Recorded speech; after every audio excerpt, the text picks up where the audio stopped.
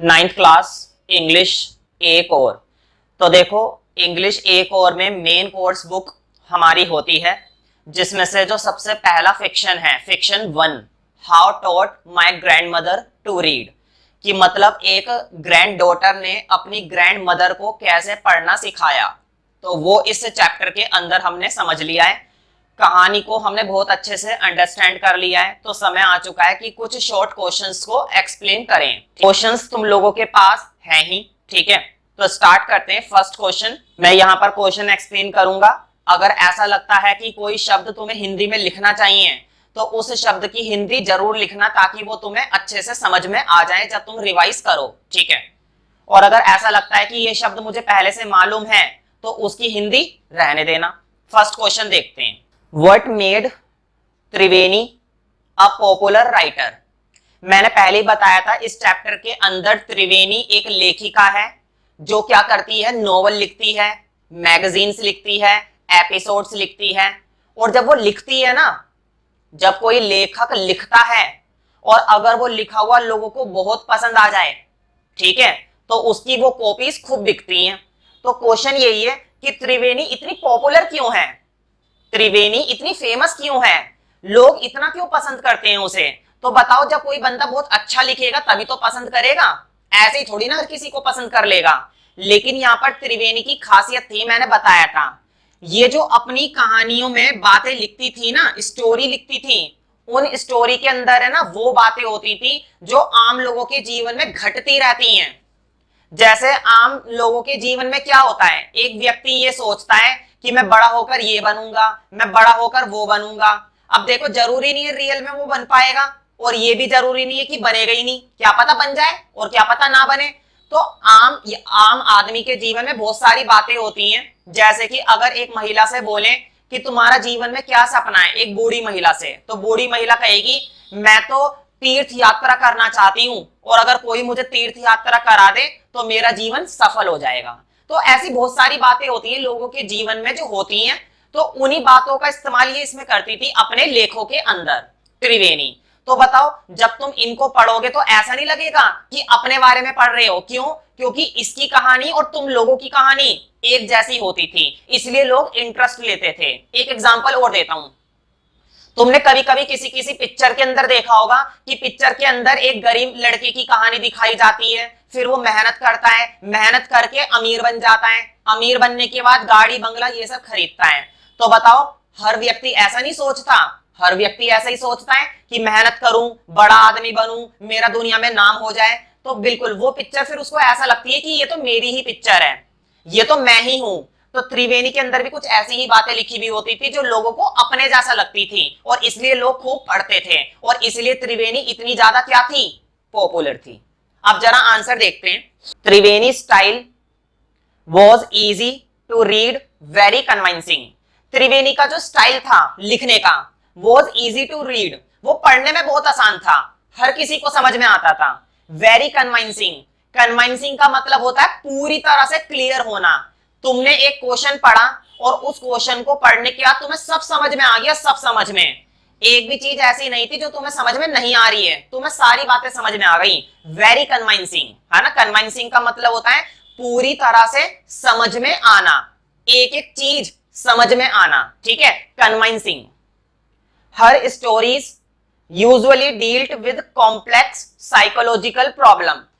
तो ये जो त्रिवेणी कहानियां लिखती थी ना, स्टोरीज लिखती थी, इसकी स्टोरीज में क्या होता था, अभी मैंने बताया, इसकी स्टोरीज में होता था complex psychological problem, complex psychological problem. इसका मतलब ये होता है कि कॉम्प्लेक्स का मतलब होता है मुश्किल, और साइकोलॉजिकल का मतलब होता है मनोवैज्ञानिक, और प्रॉब्लम का मतलब होता है समस्याएं, दिक्कत। मुझे बताओ, हर व्यक्ति के मन में कुछ ना कुछ परेशानी नहीं चलती रहती कि यार घर का खर्चा चलाना है, कैसे होगा, टेंशन, ठीक है।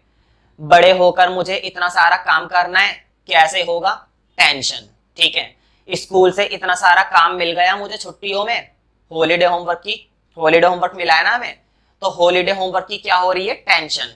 तो बताओ, टेंशन कहां पर होती है, माइंड में ही तो होती है। Tension is always exist in the mind, in the brain, ठीक है।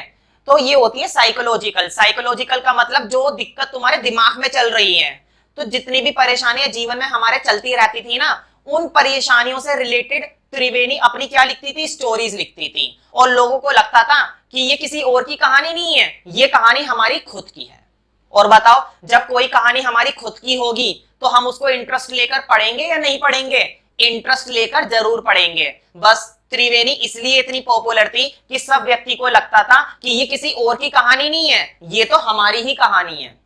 तो कॉम्प्लेक्स का मतलब होता है मुश्किल, साइकोलॉजिकल का मतलब होता है मनोवैज्ञानिक, मतलब जो माइंड में चलती हैं, और प्रॉब्लम मतलब समस्याएं। तो देखो, जीवन में समस्याएं तो चलती ही रहती हैं, चाहे तुम कितने भी खुश क्यों ना हो, लेकिन फिर भी एक आध समस्या तो जरूर तुम्हारे जीवन में रहेगी ही रहेगी, ठीक है। और उन्हीं समस्याओं से रिलेटेड ये त्रिवेणी अपनी कहानियां लिखती थी। In the lives of ordinary people, ordinary मैंने पहले बता दिया, ऑर्डिनरी मतलब आम लोग, ऑर्डिनरी मतलब मेरे जैसे लोग, ऑर्डिनरी मतलब तुम्हारे जैसे लोग। जो भी आम आदमी का जीवन होता है ना, उसके जीवन में जो कहानी होती है, उन्हीं कहानियों को ये लिखती थी अपने नोवेल में, अपने स्टोरीज में। This way ordinary people could correlate, correlate का मतलब होता है जोड़ना। आम आदमी अपनी खुद के जीवन को इस कहानी से जोड़ लिया करता था, उसको ऐसा लगता था ये किसी और की कहानी नहीं है, ये मेरी ही कहानी है, वो कोरिलेट कर लिया करता था। मैंने किताब के अंदर एक स्टोरी पढ़ी, मैंने किताब के अंदर एक स्टोरी पढ़ी, और उस स्टोरी को पढ़कर ऐसा लगने लगा कि वो किसी और की कहानी नहीं है, वो तो मेरी कहानी है। मैंने खुद को उस कहानी के साथ क्या कर लिया, कोरिलेट कर लिया, मिला लिया, जोड़ लिया, ठीक है। तो कोरिलेट का मतलब होता है खुद को किसी के साथ मिलाना, या खुद का तुलना किसी और के साथ करना, खुद की तुलना। तो ऑर्डिनरी लोग क्या करते थे, ऑर्डिनरी खुद को ना कोरिलेट कर लिया करते थे, खुद को जोड़ लिया करते थे themselves to the characters of the story. जो स्टोरी के कैरेक्टर्स होते थे ना, उन कैरेक्टर्स के साथ उनको खुद को जोड़ लिया करते थे। जैसे कि एक पिक्चर के अंदर तुम्हें कभी कभी ऐसा लगेगा यार उस हीरो की जगह तो मैं होना चाहिए हूं, तो तुम खुद को उसके साथ जोड़ रहे हो, कोरिलेट कर रहे हो। कोरिलेट का मतलब होता है संबंध बनाना। तो फर्स्ट क्वेश्चन हमने कंप्लीट कर लिया है। Now the time is for second question. Why did the grandmother depend on her granddaughter to know the story? तो ग्रैंडमदर ग्रैंडडॉटर पर क्यों डिपेंड रहती थी? डिपेंड का मतलब होता है निर्भर रहना, किसी के सहारे बैठे रहना। जैसे कि स्टूडेंट किसके सहारे बैठते हैं, अपने टीचर के सहारे। स्टूडेंट किस पर डिपेंड होते हैं, टीचर पर, कि टीचर हमें पढ़ाएगा, टीचर हमें सिखाएगा, टीचर हमें बेहतरीन बनाएगा। तो student is always depends on teacher, teacher पर डिपेंड होते हैं। लेकिन यहाँ पर दादी माँ किस पर डिपेंड थी, यहाँ पर दादी माँ ग्रैंड डॉटर पर डिपेंड थी। क्यों डिपेंड थी? क्योंकि उन्हें पढ़ना नहीं आता था। पोती आएगी, कहानी सुनाएगी, तब मुझे कहानी समझ में आएगी। तो तुम्हें मालूम है कि ग्रैंड मदर हमेशा किससे कहानी सुनती थी? ग्रैंड मदर हमेशा अपनी पोती से कहानी सुनती थी, ग्रैंड डॉटर से कहानी सुनती थी, जिसके बारे में यहाँ पर सुधा मूर्ति बताया गया है। आंसर देखते हैं हम। तो क्वेश्चन ये है कि वो क्यों डिपेंड रहती थी। भाई सीधी सी बात है, उसको पढ़ना नहीं आता था, इसलिए डिपेंड रहती थी। The grand mother had never gone to school, जो दादी माँ थी वो कभी स्कूल नहीं गई थी। And she could not read, और वो पढ़ भी नहीं सकती थी। भाई जब स्कूल ही नहीं गई है ना, तो पढ़ कैसे पाएगी? So she depended on her grand daughter to know the story, और इसलिए वो अपनी पोती पर यानी कि ग्रैंड डॉटर पर डिपेंड रहती थी, निर्भर रहती थी। किसके भरोसे बैठी रहती थी? अपनी पोती के भरोसे। To know the story, story जानने के लिए कि, और स्टोरी जानने के लिए वो हमेशा उसी से ही पूछती थी। As she could not go to anybody in the village due to embarrassment, और वो किसी और के पास भी नहीं जा सकती थी। क्यों नहीं जा सकती थी? देखो गांव में तो बहुत सारे लोग थे, गांव के अंदर क्या सिर्फ इसी की पोती पढ़ी लिखी थी? नहीं, गांव के अंदर और भी कई लोग पढ़े लिखे थे, लेकिन दादी माँ किसी और के पास नहीं जाती थी। क्यों? क्योंकि भाई इतनी बड़ी ग्रैंड मदर है, दादी है, ठीक है, दूसरों के पास जाएगी, थोड़ा शर्मिंदगी नहीं लगेगी? तो उसको एम्बेरसमेंट लगती थी। एम्बेरसमेंट का मतलब होता है शर्मिंदा होना या शर्मिंदगी। तो उसको ना थोड़ी सी शर्मिंदगी लगती थी कि मैं दूसरों के पास जाकर कहानी सुनूंगी, इससे बढ़िया तो मैं अपनी पोती से सुन लेती हूँ। तो वो हमेशा उस कहानी को अपनी पोती से ही सुनती थी, किसी और की बजाय, ठीक है। थर्ड क्वेश्चन देखते हैं। Could the grand mother succeeds in accomplish her desire to read. Succeed का मतलब होता है कामयाब होना, और अकम्प्लिश का मतलब होता है पूरा करना, और डिजायर का मतलब होता है इच्छा। तो क्वेश्चन ये है, दादी माँ जो थी, ग्रैंड मदर जो थी, उन्होंने किस प्रकार अपनी उस इच्छा को पूरा करा, वो अपनी इच्छा को कैसे पूरा कर सकी, पढ़ने की इच्छा। तुम्हें मालूम है ना, दादी माँ ने एंड में नोवेल को पढ़ना सीख लिया था। तो दादी माँ ने किस प्रकार अपनी इस इच्छा को पूरा करा, हाउ, कैसे, ठीक है। तो आंसर देखते हैं, एब्सोल्युटली, बिल्कुल। एब्सोल्युटली का मतलब होता है बिल्कुल, कहते नहीं है you are a absolute good student, मतलब तुम बहुत ही सच में बहुत अच्छे स्टूडेंट हो। Absolutely she was determined, determined का मतलब होता है संकल्पवादी, संकल्पवादी। डिटरमाइंड का मतलब होता है जब कोई व्यक्ति किसी चीज का फैसला कर लेता है ना, तो वो कुछ भी करके उस फैसले को पूरा करेगा।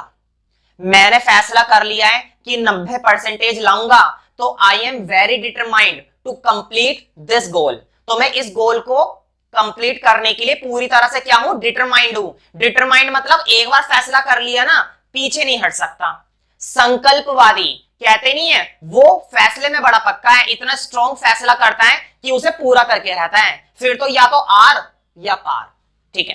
तो वो दादी माँ भी बहुत डिटरमाइंड थी कि मैंने फैसला करा है कि मैं पढ़ना सीखूंगी, तो मैं पढ़ना सीखूंगी ही सीखूंगी, चाहे कुछ भी हो जाए, चाहे दुनिया इधर की उधर क्यों ना हो जाए, मैं पढ़कर ही रहूंगी। और उन्होंने पढ़ा, देखो जरा, absolutely she was determined to overcome any obstacle. Obstacle का मतलब होता है परेशानी, ऑब्स्टेकल का मतलब होता है कठिनाई। और देखो एक शब्द और लिखा हुआ है ओवरकम, ओवरकम का मतलब होता है खत्म करना, ठीक है।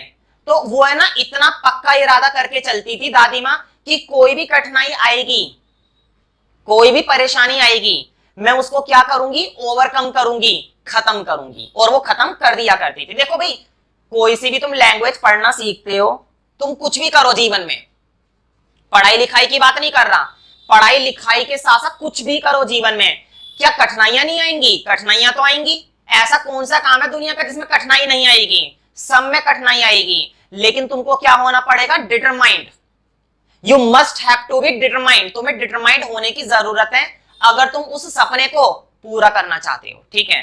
तो डिटरमाइंड थी इसकी दादी माँ, बहुत ही ज्यादा क्या थी, डिटरमाइंड थी, और वो परेशानियों को ओवरकम करती थी। ओवरकम का मतलब होता है खत्म करना, ठीक है। She started taking tuitions from the author, और वो ऑथर से क्या लेने लगी, ट्यूशन लेने लगी, जैसे तुम लोग मुझसे लेते हो, ठीक है। तो वो ऑथर से ट्यूशन लेने लगी, और ऑथर यहां पर वही थी उसकी पोती, देखो लिखा हुआ है हर ग्रैंड डॉटर, और नाम क्या था, सुधा मूर्ति। तो वो अपनी पोती से ट्यूशन लेने लगी।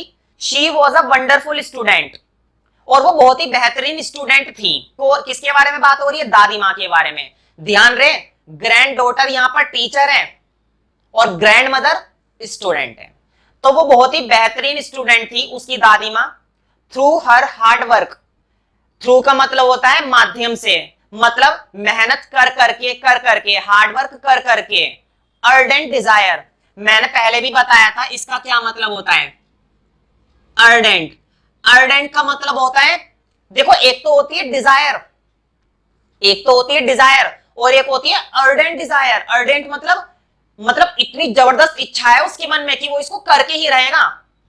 देखो नॉर्मली हमने बोला कि मुझे ना मोबाइल लेने की डिजायर हो रही है, इच्छा हो रही है कि मुझे मोबाइल खरीदना है, तो पापा कहेंगे दिलवा दूंगा। लेकिन अगर मैंने बोला कि मुझे अर्डेंट डिजायर हो रही है, अर्डेंट का मतलब लेकर ही रहूंगा चाहे कुछ भी हो जाए, अब पापा को चिंता हो जाएगी कि ये तो बहुत ही पक्का इरादा करके बैठा हुआ है, अब तो दिलवाना ही पड़ेगा। तो इसे कहते हैं अर्डेंट डिजायर, मतलब उसको पूरा करके ही रहेगा वो बंदा। तो अर्डेंट डिजायर ऐसे समझ लो, अर्डेंट का मतलब होता है बहुत ही ज्यादा जबरदस्त, अर्डेंट मतलब जबरदस्त। तो उसको इच्छा होती थी बहुत ही जबरदस्त। एंड डिटर्मिनेशन, डिटर्मिनेशन मैंने पहले ही बता दिया, पक्का इरादा। दादी माँ ने मेहनत करी, बहुत ही जबरदस्त डिजायर रखी, अपने आप को पक्का इरादा करा, और तब जाकर she could learn how to read, और तब जाकर वो सीख सकी कि कैसे पढ़ते हैं। तो बताओ फाइनली क्या दादी माँ को पढ़ना आ गया, बिल्कुल, दादी माँ को पढ़ना आ गया और इतनी बेहतरीन तरीके से पढ़ा जिसका कोई जवाब नहीं। ठीक है, लास्ट क्वेश्चन देखते हैं भाई। ऐसी भी क्या बात है ना, ऐसी कोई टेंशन वाली बात नहीं है, रिलैक्स होकर करेंगे। लास्ट क्वेश्चन है, why did the grand mother touch the feet of her grand daughter. तो देखो होता क्या है, आमतौर पर जो छोटे लोग होते हैं वो बड़े लोगों के पैर छूते हैं। दादी माँ बड़ी है, पोती छोटी है, तो होना क्या चाहिए, पोती को छूने चाहिए पैर दादी माँ के। ठीक है, ग्रैंड डॉटर को छूने चाहिए फिट किसके छूने चाहिए, ग्रैंड मदर के। लेकिन यहां पर ग्रैंड डॉटर टीचर है और ग्रैंड मदर स्टूडेंट है, तो क्या टीचर स्टूडेंट के छूता है, नहीं, स्टूडेंट टीचर के पैर छू सकता है। तो इसीलिए दादी माँ ने छुए पैर अपनी पोती के, क्योंकि पोती वहां पर टीचर है। वो कहते हैं ना, इंसान अपने उम्र से बड़ा नहीं बनता है। ठीक है, ह्यूमन बीइंग जो होता है ना, वो कभी अपनी एज से बड़ा नहीं बनता है, वो अपने काम से बड़ा बनता है। यहां पर पोती ने काम बड़ा करा है, क्या काम बड़ा करा है, अपनी दादी माँ को पढ़ना लिखना सिखाया है। मतलब कि पोती यहां पर क्या है, गुरु है। पोती यहां पर क्या है, टीचर है, और टीचर की position is always greater than any other else. Teacher की पोजीशन हमेशा उसके सारे स्टूडेंट से ऊपर होती है, या किसी से भी। तो क्वेश्चन देखते हैं हम पहले जरा, why did the grand mother touch the feet of her grand daughter.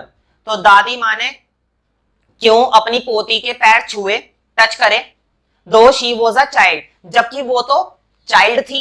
बताओ, पोती तो उसकी बच्ची थी, बच्ची तो नहीं कहेंगे लेकिन छोटी तो थी ना। तो देखो ये क्वेश्चन एग्जाम में आया हुआ है, इसका आंसर देखते हैं। Her grand daughter taught her so well, उसकी जो पोती थी, पोती ने उसको पढ़ाया था अपनी दादी माँ को। हर किसके लिए आया है, दादी माँ के लिए। तो ग्रैंड डॉटर ने उसे पढ़ाया था, टॉट का मतलब होता है पढ़ाना, सो वेल, सो वेल का मतलब होता है बहुत अच्छे से, उसने पढ़ाया था बहुत अच्छे से। And with so much of affection, affection का मतलब होता है परवाह करते हुए, अफेक्शन, सो मच अफेक्शन का मतलब होता है बड़े ही ध्यान से, बड़े ही केयरफुली। बताओ, एक टीचर अपने स्टूडेंट को बहुत ही ध्यान से पढ़ाता है और एक टीचर अपने स्टूडेंट को बहुत ही लापरवाही के साथ पढ़ाता है। एक टीचर है अपने स्टूडेंट पर बहुत ध्यान दे रहा है और एक टीचर है जो लापरवाही करता है। किसके पास पढ़ना पसंद करोगे, जो ध्यान से पढ़ा रहा है। तो उसकी पोती ने बड़े अफेक्शन के साथ पढ़ाया था, बहुत ही केयरफुल होकर, बहुत ही परवाह करते हुए कि मुझे अपने इस स्टूडेंट को काबिल बनाना है, मतलब काबिल बनाना है। इसे कहते हैं सो मच अफेक्शन। टीचर तभी कामयाब होता है जब वो अपने काम में ईमानदारी रखता है, जब वो अपने काम में अफेक्शन रखता है, अपने स्टूडेंट को ऐसे पढ़ाए जैसे कि उनको वो करवा के ही छोड़ेगा कामयाब, इस तरह से। तो सो मच अफेक्शन का मतलब उम्मीद करता हूं समझ में आ गया होगा। तो इतना ज्यादा अफेक्शन के साथ पोती ने अपनी दादी को पढ़ाया। That the grand mother would read any novel confidently, इतना ज्यादा अफेक्शन के साथ पढ़ाया कि अब दादी माँ would read any novel confidently, अब वो किसी भी नॉवल को पढ़ पाएगी कॉन्फिडेंटली, विश्वास के साथ। कहते हैं ना कि अब मुझको ये नॉवल, अब मुझको ये लैंग्वेज आ चुकी है, now I can read any novel confidently, तो अब मैं कोई सा भी नॉवल पढ़ सकता हूं, वो भी कॉन्फिडेंटली। ठीक है, तो अब उसकी दादी माँ भी पढ़ सकती थी। Now she had become independent, अब वो पूरी तरह से क्या हो चुकी है, इंडिपेंडेंट हो चुकी है, स्वतंत्र हो चुकी है। अब वो क्या किसी के भरोसे बैठी रहेगी, नहीं। क्या अब वो किसी का इंतजार करेगी कि कोई मुझे सुना दे, कोई मुझे पढ़कर बता दे, नहीं, अब वो खुद पढ़ेगी। She accepted it as her duty, तो जब इतना कुछ उसने कर दिया अपनी दादी माँ के लिए, तब दादी माँ को लगा कि मुझे अपने गुरु का शुक्रगुजार होना चाहिए। और यहां पर गुरु कौन है, गुरु उसकी पोती है। तो देखो लिखा हुआ है, she accepted it as her duty to respect a teacher, उसने अपना कर्तव्य समझा, दादी माँ के लिए आया है, दादी माँ ने अपना कर्तव्य समझा टू रिस्पेक्ट अ टीचर, कि वो अपने टीचर को respect they. So she touched her feet, और इसलिए उसने उसके पैर छुए। वो होता है ना आशीर्वाद लेना, तो दादी माँ ने आशीर्वाद नहीं लिया है, दादी माँ ने नहीं लिया है, एक स्टूडेंट ने लिया है। यहां पर दादी माँ नहीं है, वो यहां पर वो स्टूडेंट है, और यहां पर वो पोती नहीं है, यहां पर पोती की जगह वो टीचर है, इसलिए उसने उसके पैर छुए।